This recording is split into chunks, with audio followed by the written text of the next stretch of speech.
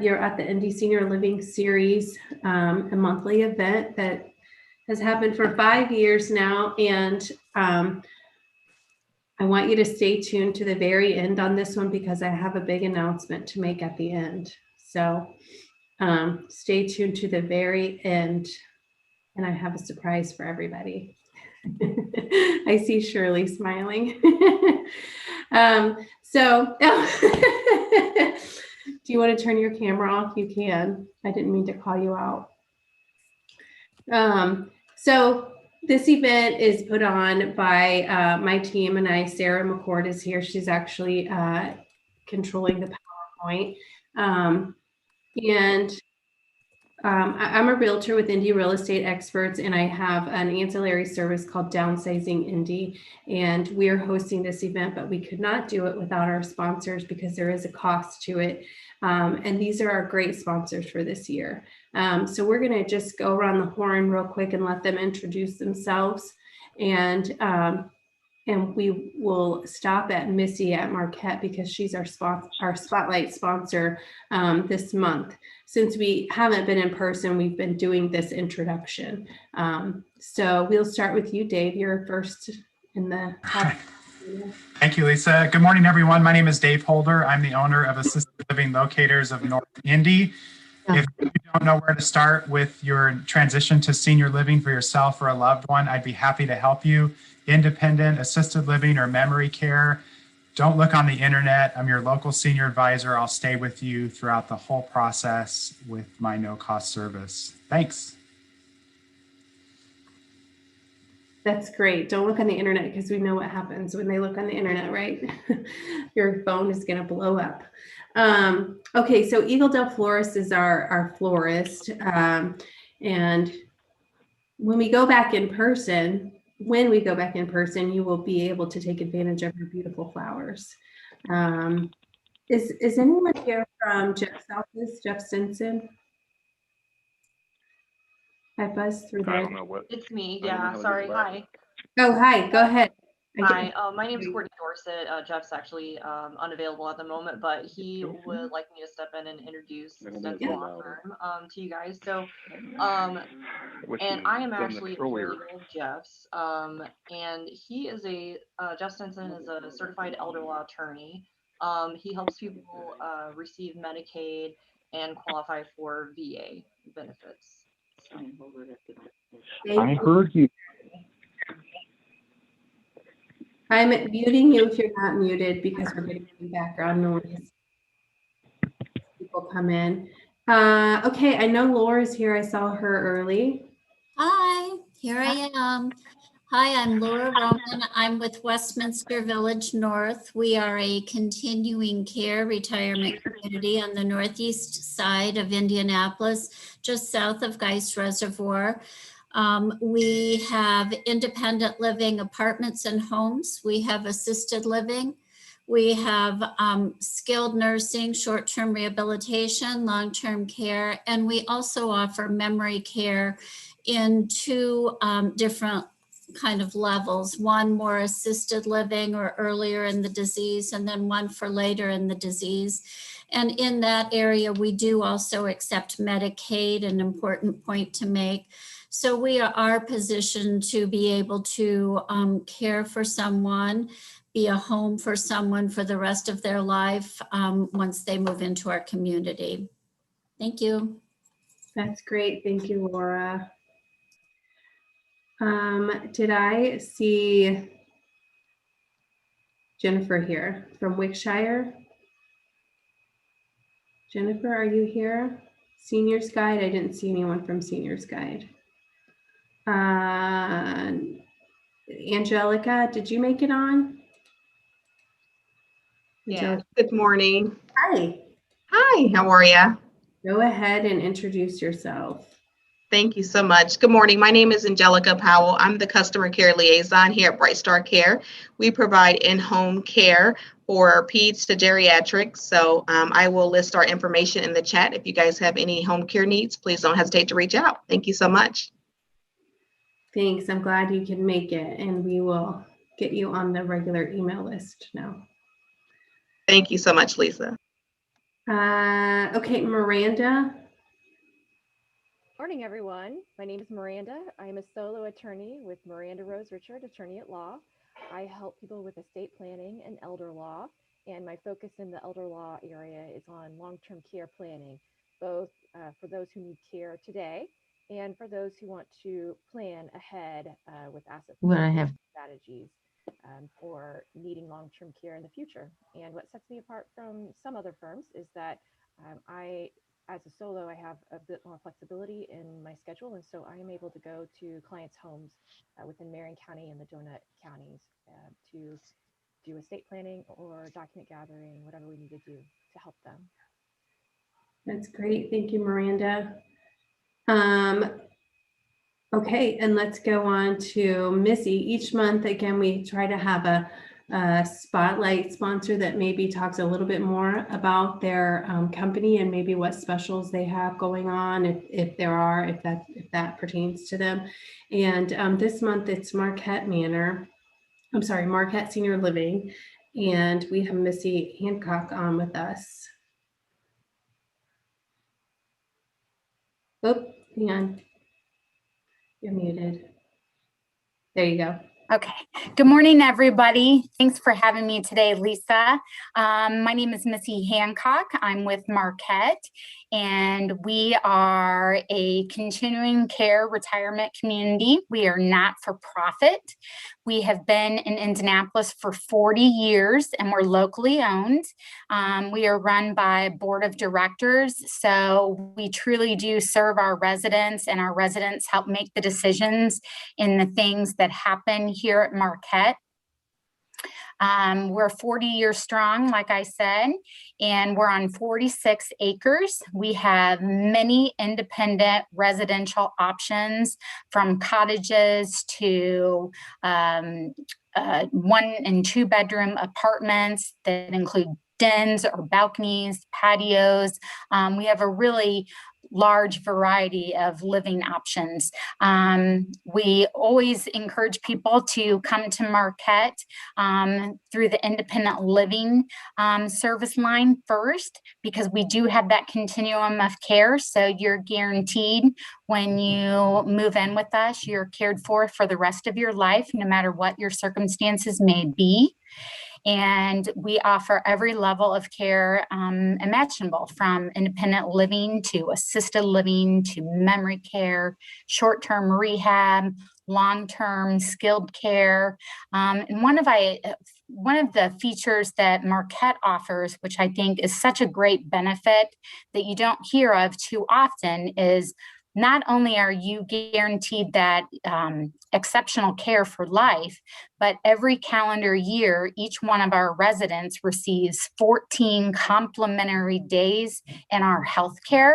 So what this means to you is that if you should fall ill, or you should take a stumble and get bruised up and go to the hospital, but you don't have a 3-day qualifying stay for your Medicare to kick in and cover your short-term rehab, which can be up to 100 days of care. This feature allows our residents to stay complimentary for 14 full days, which includes their care, their therapy, which would be physical therapy, occupational, speech therapy, you name it, even including all of the medications that they will require while they're here. So this is quite the benefit that we offer each year, and it's equal to probably about $25,000. And that's something our residents receive each year complimentary. In addition to that continuum of care, we have a very active and robust lifestyle that our residents follow. We have everything from an Olympic-sized swimming pool, a beautiful aquatic center, to the MAC, which is the Marquette Athletic Center, where we are run by NIFS, which is the National Institute of Fitness and Sports. So we have personalized trainers that can put together individual exercise programs for you at no cost to you. And we really strive to be that active senior environment where we have a very lengthy program and events department, to where we're often out doing excursions and day trips and really just staying active with the cultural environment here in Indianapolis, with partnering with the Indianapolis Symphonic Band, the Philharmonic Orchestra, the Indiana Repertoire Theater, just to name a few. So Marquette is really known to be the premier senior living community in Indianapolis. We have a very strong and healthy reputation and 5-star rating with our care. So I recommend everybody to visit our website, check out our floor plans, and you can also take a virtual tour and actually walk through the campus by the click of your mouse. And you can find all of that at marquetterc.org. If you'd like, oh, thank you for putting my name and number up. I appreciate it. The phone number's there. We are doing in-person tours, and currently we are offering a $3,500 move-in special. So that would go towards your moving expenses to get all set up in your new home here at Marquette. That is our May special. So please reach out to me at Missy Hancock at 317-875-9700, or my email is hancockmissy@marquetterc.org. And I look forward to speaking with you and telling you more about Marquette. Thank you, Missy. Okay, so if you are a sponsor, I'll have you guys take a minute and type in your information over there in the chat box. Your name, number, email, and also your website. And if you do have, a quick special or something going on, you want to type that in there, you can do that too. So we really appreciate the sponsors again, because we couldn't do this without you guys. The marketing, and when we get back to in-person events, renting that event, and things like that. So we really do appreciate all of your participation, and we aim to add value to you as well by getting people into your communities and or to your businesses, or getting them to use your business. And I know that many people who do attend this panel are frequenting a lot of the sponsors, either their communities or if you own a business, the other businesses that are sponsors too as well. So so we have some housekeeping things here. Your mics and cameras should have started turned off and muted, just so that if you don't want to be on camera, you don't have to be. We are recording this and we're live on Facebook and YouTube, and we're going to place this on our website, so it'll be there forever. If you're calling from a phone, which I know a couple of you are, and you have a question, hit *6 on your phone, and we will, that'll indicate to us that you're raising your hand. Our upcoming event, yeah, so Sarah's just texting me. So this is the May 13th event, but the one that we wanted to remind you about is in June. So the June event is one that I think a lot of people are interested in. It's about hoarders. So that's on June 10th. So I know that's not on the screen there, but mark your calendars for June 10th. That's our next event, and it is about hoarding. So we talked about sponsors. In a moment, or toward the end of the event, we will place a link in the chat box for you to provide feedback. We'd also love it if you would fill out the form and put some ideas for topics that you'd like for us to talk about. We like to ask you all, the audience, what you're wanting to hear, so that if we have connections or we need to make connections in that area, we can do that and provide a panel for you. So later on, we'll post a link for that. And I think I said, there you go, Sarah put June 10th in here. on the chat box. I think I said it earlier, stay tuned as close to the end of the event as you can, because we have an announcement to make, a surprise for everyone. Hopefully it's a pleasant surprise. So stay tuned, because we'll make that announcement in just a bit. Okay, so I'm going to let Sarah take it from here. She's going to actually moderate the panel today. Hi, everyone. So I'm going to moderate today, but our panelists are our very own Lisa Treadwell and Dave Short, both realtors, but I will let them introduce themselves and share their background and experience. Go ahead, Dave. Okay. Well, I'm Dave Short. I work at Century 21 Sheets, and I've been in the real estate business for 47 years. So I've seen all sides of it. But my primary function today is I'm a house flipper. So we flip about 25 to 30 houses a year. So we buy them in distressed states, fix them up, and then resell them. So if you want to see our houses, then it's like you see on the real estate shows on TV. It's not as easy as that, but it's what we do for a living. And Lisa asked me to be on the panel to help guide and answer some questions on some of the bombardment you might get from people wanting to buy your house. Yes, that's true. And he's one of the good ones.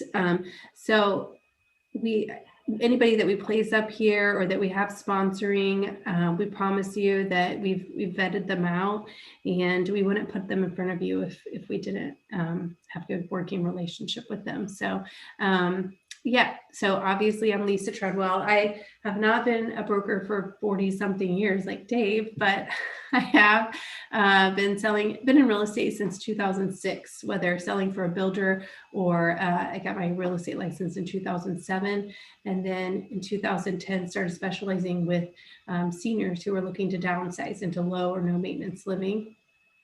And as that business came along in 2017, we added Downsizing Indy, which is an ancillary service to manage the downsizing project from start to finish for clients or anywhere in between. And so, as you can imagine, investors reach out to me because they know the types of houses I'm listing are typically deferred maintenance, and a lot of times they might not have a mortgage because they've lived in their house for 40 or 50 years.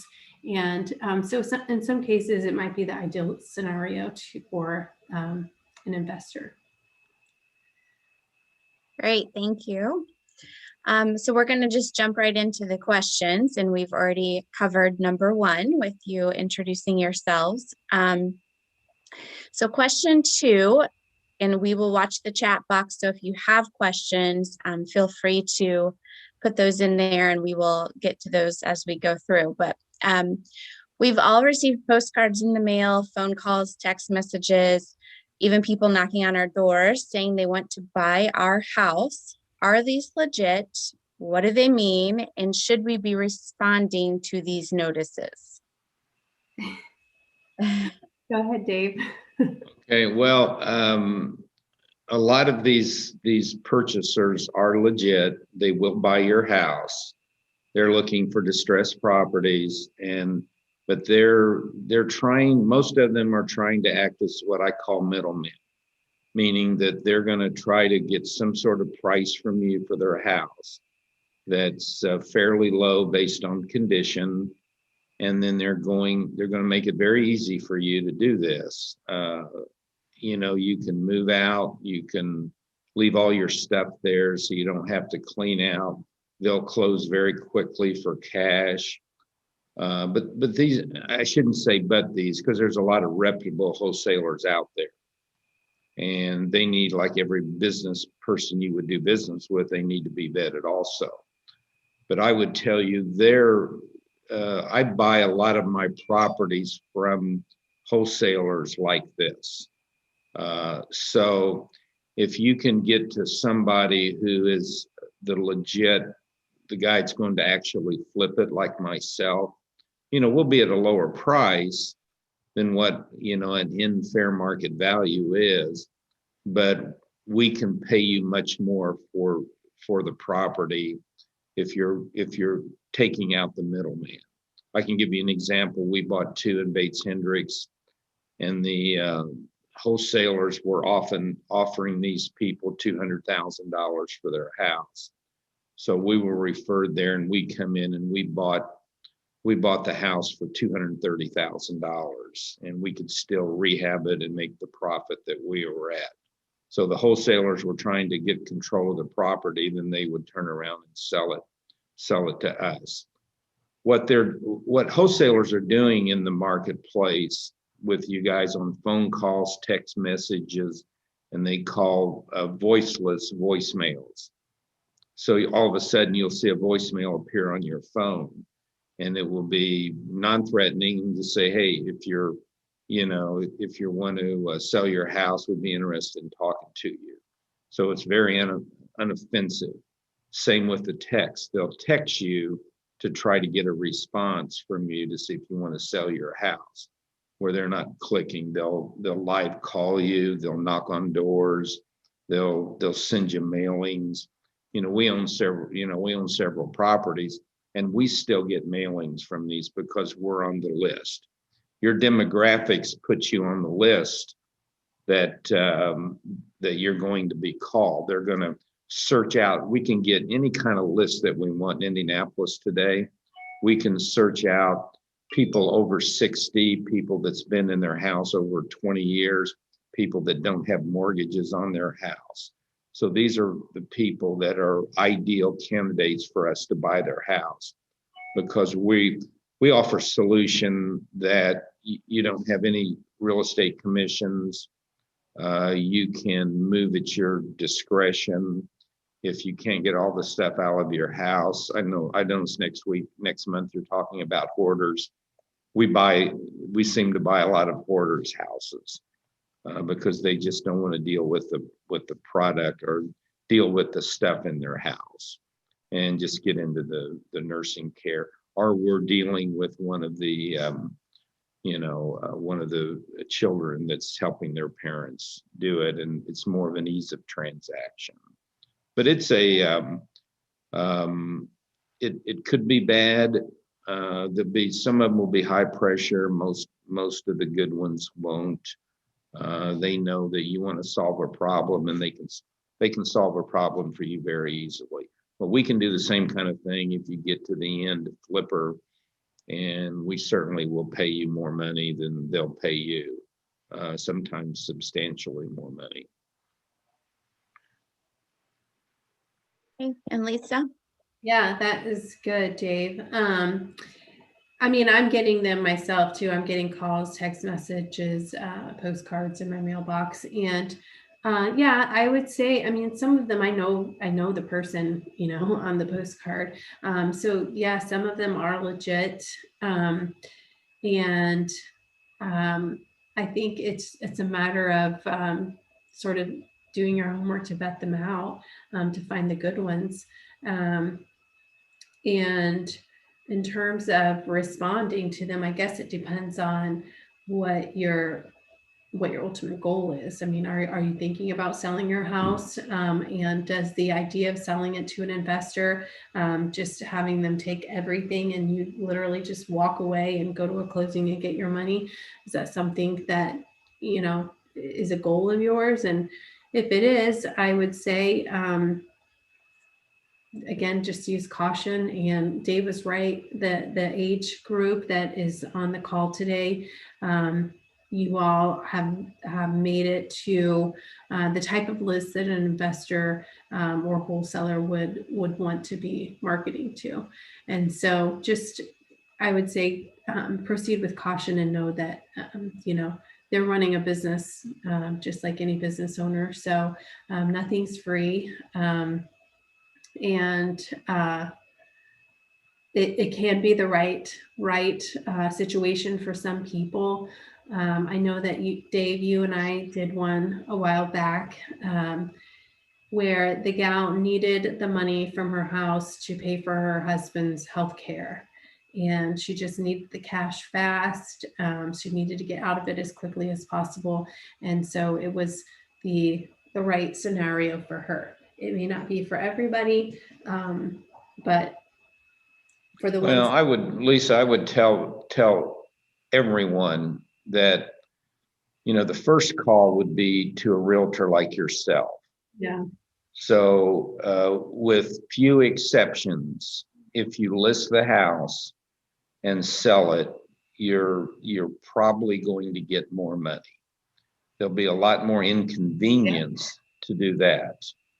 But Right. at least Lisa can get, if you're talking to that wholesaler, Lisa can tell you, say, look, why don't you talk to Dave or whoever else might be on her team, that I think typically they can pay more than what the wholesaler's going to, because the wholesaler's just going to try to get as good a price as he can. Yeah. And he's going to mark it up and sell it to me. So why not sell it to me, or have Lisa refer somebody that will pay you this, more money without, it's like, you mentioned it earlier. Don't get on the internet to do your real estate. It will hardly ever work out to the best interest of you. Yeah, you will run into people who are paying for leads. It's the same. That's what Dave said. Don't get on the internet. You'll run into a bunch of companies who are paying for leads. So as soon as you log in and put all your contact information, you have made it to a list in your phone and email and text messages and mailbox, they will fill up. But yeah, there's nothing wrong with having a realtor that you know and trust. People ask me all the time, what is this? Is this postcard legit? Do you know them? Whatever. So yeah, I would say proceed with caution and also have a realtor representing you, because that investor or wholesaler, they're going to be representing their best interest. So you need a realtor on your side who is representing your best interest. And Dave's right. If you could skip the middleman, I work with Dave on projects, mutual clients, and then also together with some other projects. So I know Dave. I know his financials are solid. He knows what he's doing. He teaches classes to investors, right? Do you still teach that class, Dave? Yes. So getting with just somebody that you know and trust to sort of vet out these people, again, another layer of precaution, because yeah, they've got a business to run and they're in the business of making profit. So don't let them do that on your behalf, I suppose. I mean, to a certain extent. Can you both kind of share how would someone recognize that they're dealing with a middleman? Well, that's a good question. Well, most of the time when you're dealing with a middleman, their contracts are going to be such that if you read them carefully, which you always should, it's going to say they have the right to assign their contract. So the contract that they sign, it's going to have a provision in there that we can assign the contract. I buy several houses from wholesalers over the course of the year, and they just assign me their contract, and I pay them an acquisition fee to do that. And sometimes that acquisition fee is pretty substantial. Right. Where, I buy a house and I don't know the circumstances of why they're doing it, but I also, looking at it, having been a realtor for 40 some years, then I know, had they called Lisa and got an opinion, she would have wholeheartedly said, hey, you need to list this house, you're going to do better. Or if we look at it, I may want to buy it as a wholesale deal, but if it's an easy list and sale for you without a lot of inconvenience, we're going to tell you, don't deal with us unless you're okay leaving some money on the table. But we're very transparent, and we show the people what we're going to make on profit. We show them what our repair costs are, and most seniors don't realize, they don't look at something and say, well, this is, we get the conversation a lot. I've had it with Lisa with some of her clients. say, well, for $20,000 or $30,000, you can fix this house up and sell it for maximum dollar. And, sometimes it's $100,000 to fix the house up and get it to where, like you see it on the flip shows on TV. And we had the circumstances a couple of weeks ago with a senior, and he said, well, you can fix this up for 40. And I said, well, I said the kitchen and the bathrooms are going to cost me 40 before I touch the rest of the house. So we can give them all the information to make prudent decisions, and they know what I'm going to make, or at least what I'm shooting for to make in a profit situation. So they feel comfortable now in selling my house. We don't play. The good wholesalers, the good people that buy flips like us or in the business, we don't play cat and mouse. And when you're in a negotiating situation where you're playing cat and mouse, you're probably not getting the best information. Yeah, that is true. And I think that we're with seniors who have lived in their house 30, 40, 50 years, they've got some deferred maintenance just because we can't keep up our house like we used to as we age. And they think, well, we can just do this one little thing, we'll do this, and then, whatever, we'll get new appliances and that'll make the kitchen look better. Well, then you get new appliances and then the cabinets look really old, and then so you want to replace the cabinets, and then the flooring looks bad, and then we need a backsplash, and now we need to paint, and it's just opening a can of worms. And for the trouble that someone is going to go through in their 60s, 70s, 80s, 90s, to find good contractors that you can trust, that are actually going to show up and do the work that they promised for the price that they promised, to oversee that whole process, is like, you can't, it's not anything that I don't even want to mess with it. And I'm in this industry. Well, we do a lot of houses a year and we still struggle with contractors. It's really hard to get dependable people that are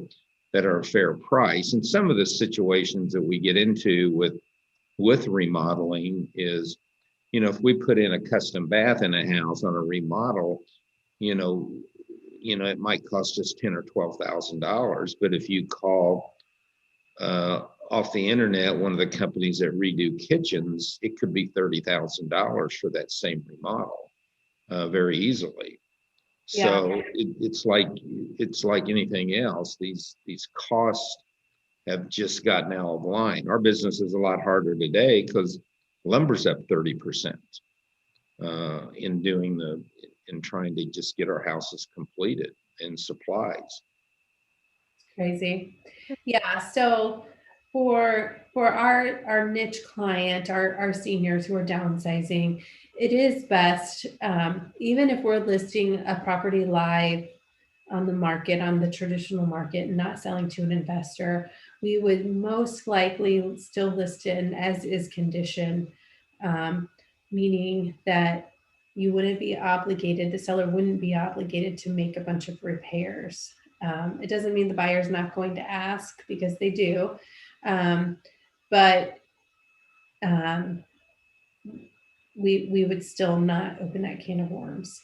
So the question, I'm sorry, we digress. The question was, what are the benefits to selling to an investor? So selling to an investor, so skip the wholesaler, the middleman, you can get a little bit more money for your property, sell it as is condition, usual cash, quicker close. You might leave a little money on the table, but you can walk away and move into your new place, wherever that might be, and take what you want to take with you and forget about the rest. So I'd say that's probably the biggest benefit to selling to an investor, wouldn't you, Dave? Well, it is, and it's more about, like you said, it's more about convenience. Selling a house, as you know, Lisa, can be overwhelming if everything falls in line. In today's marketplace, if you sell it to a traditional buyer, you're going to get a home inspection, and they're going in a house that has any deferred maintenance or just dated. It doesn't even have to have deferred maintenance. You're going to have an abundance of potential repairs that you may have to do. Finding someone to do it at a fair price is very hard. So sometimes the convenience of just selling it as is, where people like me, we have the people to correct the defects, and we're willing to buy the house without inspections and for as is, where they literally can walk away. And a lot of the, especially seniors, I can relate to it because I am a senior, and you know, the convenience is so much more important than maybe trying to maximize your dollars on the sale of the property. Yeah, that's good. Okay, so we've touched on a little bit of this. So on the flip side of that, what are the benefits to selling the traditional way? Obviously, you shared that you might walk away with a little more money that way, but Yeah, you're going to walk away with a little bit more money. On average, this is a number I've tracked. Dave, tell me if you see something different. On average, it's right now about $40,000 more listing it live on the market so that traditional buyers can bid on your property. The reason why there's a gap is obviously because you have a bigger audience. You're listing it live on the BLC or the broker listing cooperative. So you have a bigger audience, you have a bigger pool of buyers. The market right now is favorable to sellers. So even with deferred maintenance or deferred old, cosmetic things, buyers are still willing to pay premium price in some cases. Because inventory is so low, it's pretty simple economics. Low inventory and a high demand, it pushes prices up, and sellers have the upper hand. Buyers aren't going to ask for too much because they really can't afford to. They're just lucky that you accepted their offer among the 20 offers that may have come in. So right now, selling the traditional way, that's probably the biggest benefit. You'll get more offers and higher price.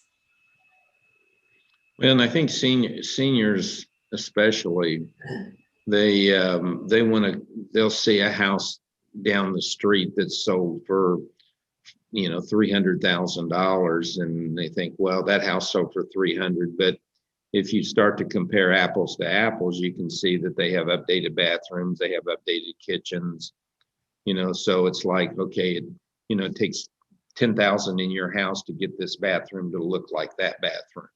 It takes 15,000 in your house to get your kitchen to look like their kitchen. And functionality is not, because the kitchen cabinets are in good shape and they're functional, they still don't add value compared to somebody that's put a brand new kitchen on a house. And so people who are selling their house, it's just not seniors, tend to overvalue, their stuff versus what the market might tell them it's worth. Oh yeah, we all think our stuff is worth way more than what it's really worth. that happens with a lot more than just the house, doesn't it? For sure, yeah. Yeah. No, go ahead. I was just gonna say on that note, there's no guarantee also that you're gonna get back dollar for dollar. So say you put 10 or 15,000 into your bathroom. Well, it's not dollar for dollar necessarily that you're going to get that much back when you sell your house. That's why when we list seniors' houses, we list them in as-is condition, because not only are you going to have to deal with all those contractors in and out of your house, the construction zone, all of that, there's no guarantee that you're going to get back dollar for dollar every penny that you put into it. In fact, there's hardly no middle of the road. It's either it has to be in really good shape or it has to be as is. Yeah. And the buying public out there today, they'll discount just as much for a house that's functional versus a house that's in really poor condition. So the only suggestion I would have for not just seniors, but for anyone, that if they're going to sell their house as is, sometimes it makes sense to get a home inspection so you can see what buyers will be looking at. And you can just say, hey, I know the roof is 15 years old. I don't want to replace it. You know, I know my furnace is 18 years old. It's still functioning. I don't want to replace it. Whereas if you, without an inspection, you put the home on the market and your inspection comes back and it has an 18 or 20-year-old furnace, almost without exception, the buyer's going to ask you to replace that furnace, even potentially in an as-is sale, because you haven't disclosed it going in. So home inspections can be really, really important prior to sell. That's good. Getting that home inspection too. There may be little things on there that you have, you know, you feel like you want to do, you know, little things here and there. We had that with a client who's downsizing right now.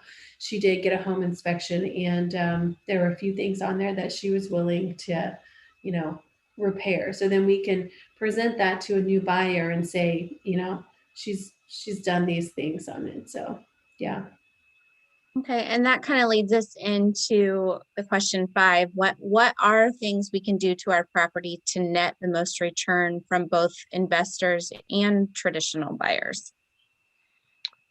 Well, probably the biggest thing that I would tell a person who wants to sell their house as is, I would say declutter it as much as you can immediately, so it shows space. And my rule of thumb is I will walk through a person that I'm going to be satisfied with that you've decluttered properly if you come in and take 50% out. And once you think you've taken 50% out, take another 50%, then you'll get it close. Yeah, that's good. If you're not, you know, if you're not taking it to the new residence, then get rid of it immediately. It's better that your house looks sparse than like a semi-hoarder. Or a Cracker Barrel store. Yeah. Or a Cracker Barrel store. Yes, we know all of those things are, you know, great pieces and sentimental to some of you, and we don't mean it to, you know, to say anything bad about that. But the goal when you list a house is to attract the most amount of buyers, not just buyers who love Cracker Barrel or whatever collection it is that you have. So Dave's right. If you're not taking it with you, then why are we holding on to it? We have so many stories just in this few weeks that Sarah's been with me on my team. She can tell you about stories of people putting all their crap into storage bins and paying for years and years and years because they didn't want to get rid of it. I can tell you a story about, I know people who own storage facilities, and the average person leases the storage facility and visits it once every 3 years. That's insane. That is, well, that's what we've I got. believe that. Yeah, for sure. We've got a gal who has had her 5 10 by 15 storage bins since, what is it, 2017, Sarah? Yeah, 16 or 17. She's in an assisted living apartment. It's probably, I don't know, 300 to 500 square feet. She hasn't been back there. Well, she didn't even take the stuff. Her sister did. She didn't even know where one of them was. No. Yeah, so I mean, I think that's fairly common. That's why the storage facilities want your credit card so you can pay monthly, because you'll forget about it. Yeah. And Yeah. you'll get tagged $120 a month for your facility without you even thinking about it. So, yeah, we asked that guy, the guy at the storage facility where 4 of the bins were, what the going rate was, or he couldn't tell us. It depended. He said it fluctuates. It's not like there's not a flat rate where like a 10 by 15 storage bin is this much per month. They fluctuate based on the market. right. So who knows how much she's paid, how much she has been paying, and how much, when we get those all cleared out, how much someone else is going to be charged at this point, because that was all the way back in 2016. So yeah, I think that's some really good advice. take 50% out. And then I think I actually told my mom that take 50% of everything out of here. And she's not even selling her house. I hope she's not watching. Take 50% of everything out of here. And then when you think you've done that, take 50% of that out. And then you're at a place where you're not too cluttered. But yeah, buyers want to see a lot of kitchen countertop space. That's why a lot of realtors will have their sellers take everything off the countertops, your knife sets, your coffee pots, whatever, your KitchenAid blender, stuff like that, everything off the countertops, because we want to show the buyer that there's plenty of countertop space in the kitchen. There's plenty of storage in the pantry, storage in the closets. So that decluttering piece, that could help you probably the most. I always say kitchen and bathrooms and master bedrooms are places to focus. Lisa, if they sell some of the stuff, it will almost pay for the help to get them moved. Yeah, that's what, that's exactly that.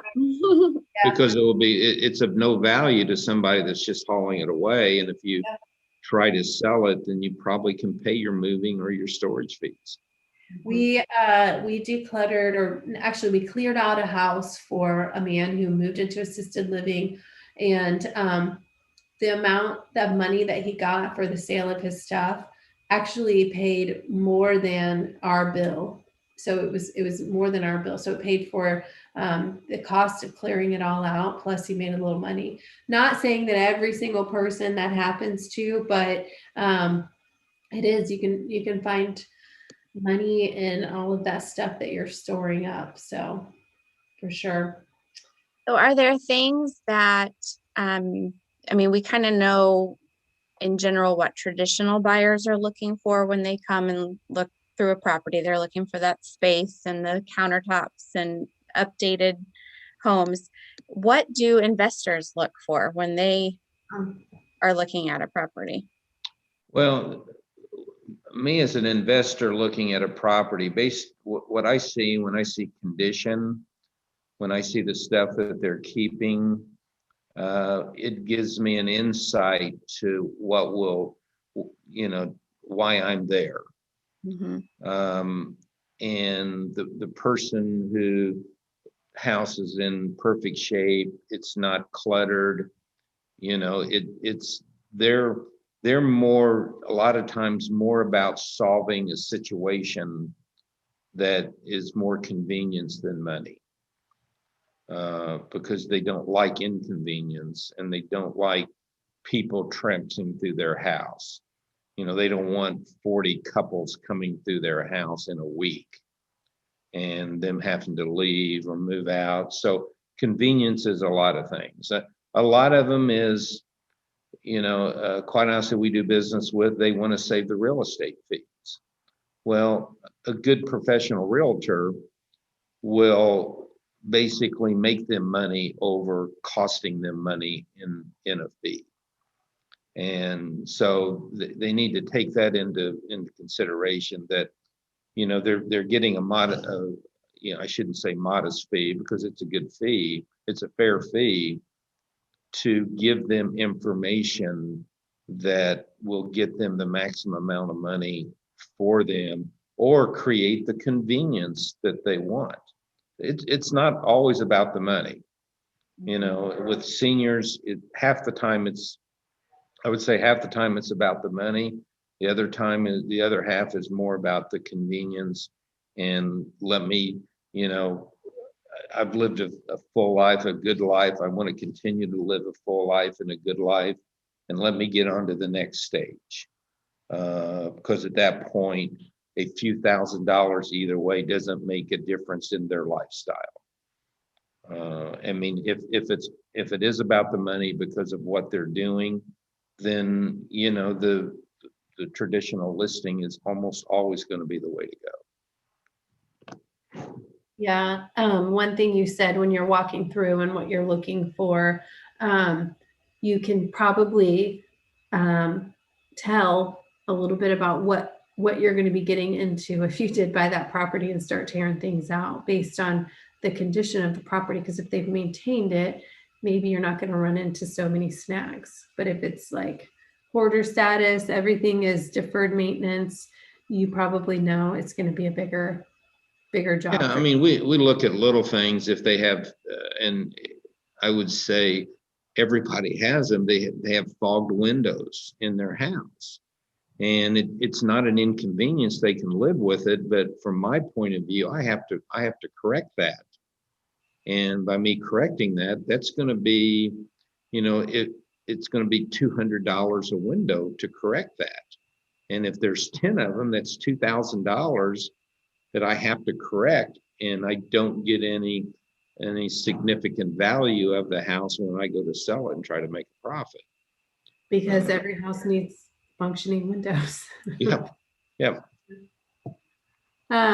So we can open it up for questions. I put the door prize information down there, and I have to apologize that the last 2 months mailing out those door prizes were not a priority.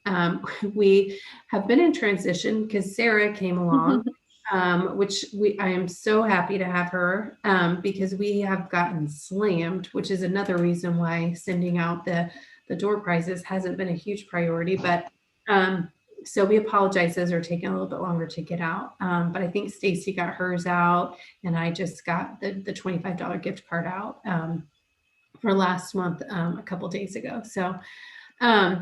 So we'll open it up for questions. Again, *6 on your phone. If you have a question here on your phone, we'll watch for those, and we'll watch online. If you have questions, just type them in the comment box, and we'd be happy to answer those. While we're waiting on questions, I promised you guys I had a big announcement toward the end, and I guess we're going to end early, and that's fine with me. We are going to be able to go back in person in July. So yeah, yay. Yes, yay, everybody's clapping. Yeah, so St. Luke's Church has given us the okay to go back to in-person events in July. So June we'll be on here one more time, and then we'll be able to go back to in-person. We will not have the same capacity in the room as we had before COVID, because we have to, keep social distancing in mind and everything. But they have assured me that they've really beefed up their Wi-Fi, so we still will be able to stream it live on Facebook and YouTube, and have it here on Zoom as well for those people who would like to view it from the comfort of their home or office. But we're really happy to be able to go back to in person. So that's good. Any questions? Again, selling to an investor versus a traditional sale. Even if you're a sponsor and you have questions, feel free to jump in there. I'm not seeing any in the chat box. Yeah, me either. I thought we'd have lots of questions. Real estate is typically a popular one, but okay, so I've got the door prize link over there. Be sure to click on that. If you're calling in from your phone, we'll go ahead and include you in the door prize drawing. There's one person I see there. You can RSVP for the event either by clicking on the link in Facebook. We made the events on Facebook. You can call the number there, 731-2289, and leave a voicemail. Or you can go to our website, downsizingindy.com, and register for the events there. And invite others and let them know we're going back in person. We will have a cap on the number of people that can attend in person, so we'll be watching that closely, and we'll get that number out. We will get that number out. Oh, I do have a question. Yeah, we have some. So Zillow, any comments about Zillow? My comments about Zillow are that they're not accurate, and you should look for a reputable local real estate professional for any advice regarding the value of your property. So yeah, anything for you, Dave? Well, Zillow, like you said, is fairly inconsistent, and they're one of the quote internet companies is when you contact them, they sell your lead to a local real estate person that's paid for it. Yeah, So, and they, you know, Zillow doesn't, it's not saying there's a lot of good Zillow realtors, but they don't vet them very well. If they want to become a Zillow realtor, they just pay their monthly fee and buy the leads from them. So that's kind of what you get when you get with a Zillow, and an estimate of value on the house that you might be, because they can't make any determination as to condition. All they can give you is current sale prices of houses in the neighborhood. Yeah, I tell people it's kind of like they have a bird's eye view of the market, and you will want to get with a local realtor to really get an accurate view regarding the value of your property. And yeah, they're paid for leads. Not that realtors who pay for Zillow leads are bad. There's some great, agents who have made a living out of paying for leads off of Zillow. But I just say, make sure that it's somebody that you trust and you feel comfortable with, and do your due diligence. I think that's it. I don't see any other questions. Lisa, thanks for having me. I enjoyed it. Thanks, Dave. This was great. And we'll see you out there. So thank you guys all, and we'll see you in June on Zoom, but we'll see you in person in July. So tell everybody to join us. Thank you, guys. All right, thank you. Thank you.